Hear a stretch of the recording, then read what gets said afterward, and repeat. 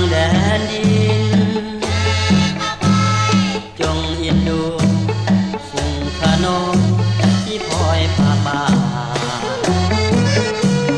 เฮาคนไทยย้ายกันไปทุกถิ่นทุกทางจงหากกันเนื้อไต้ดำเฮานา15 ปีไต้ดำเฮาเสียดายดีเมืองเฮาเพแสนเสียดายผู้เจ้าเสินลาเพื่อนเคยอยู่กูเคยนอนต้องจรจำลาปะไทยปะนาน้ำตาไต้ไหล15 ปี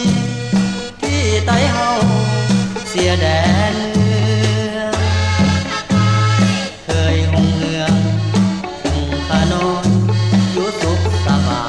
ยลงแก่งตาได้สร้างสาบ้านเมืองไว้ให้บัดนี้จะไกล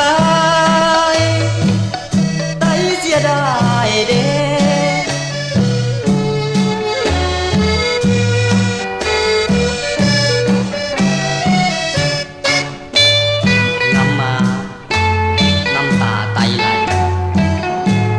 เมื่อจากไก่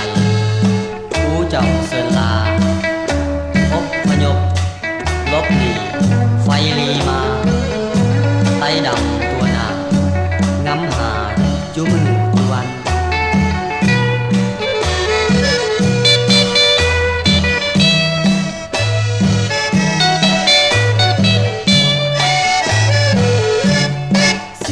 15 ปีที่ไต้เฮาห่างแดนดิน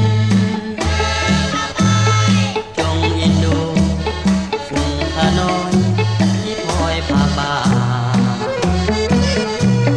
เฮาคนไทยย้ายกันไปทุกถิ่นทุกทางจงหากกันเนื้อไต้ดำเฮานา15 ปีไต้ดำเฮาเสียดายดีเมืองเฮาเพแสนเสียดาย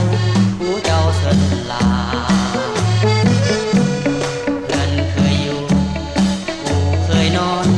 ต้องจรจำลา